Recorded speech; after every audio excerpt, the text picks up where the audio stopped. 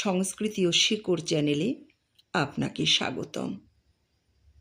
আজ আমাদের পরিবেশনায় থাকছে গ্রাম বাংলার অতি পরিচিত একটি ভেষজ উদ্ভিদকে নিয়ে।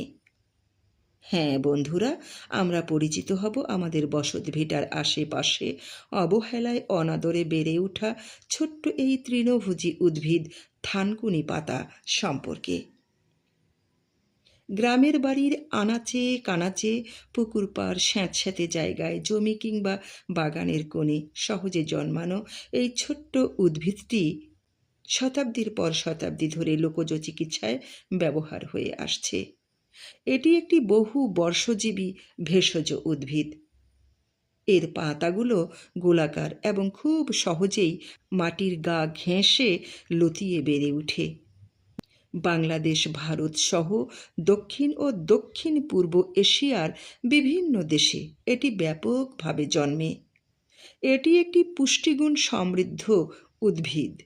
এতে রয়েছে vitamin A, B, C, calcium, iron, magnesium, antioxidant এবং বিভিন্ন উপকারী উদ্ভিজ্জ রাসায়নিক উপাদান। সবচেয়ে গুরুত্বপূর্ণ বিষয় হল, লোকজ চিকিৎসায় বাংলার গ্রামীণ সমাজের মানুষ থানকুনি পাতাকে দীর্ঘদিন ধরে ব্যবহার করে আসছে। তারা বিশ্বাস করেন এই পাতা হজম শক্তি বৃদ্ধি ও ক্ষুধা বাড়াতে সাহায্য করে।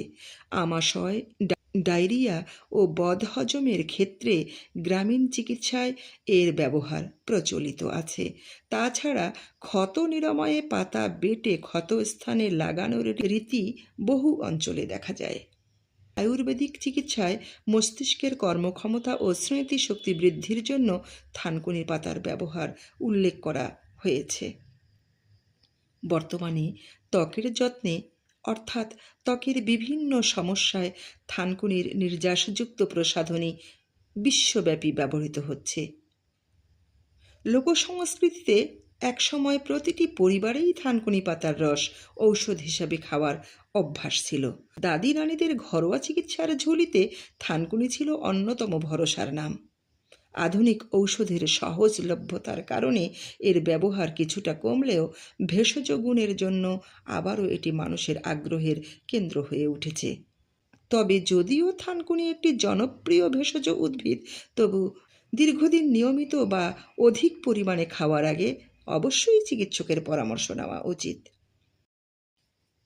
আমাদের চারপাশে জন্মানো ছোট্ট থানকুনি পাতা শুধু একটি সাধারণ আগাছা নয়, এটি বাংলার লোকজ জ্ঞান, ঐতিহ্য ও প্রাকৃতিক চিকিৎসা সংস্কৃতির একটি গুরুত্বপূর্ণ অংশ।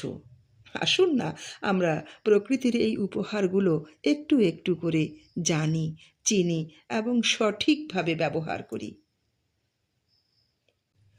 ধন্যবাদ শ্রোতা বন্ধুরা, আজ এই পর্যন্তই।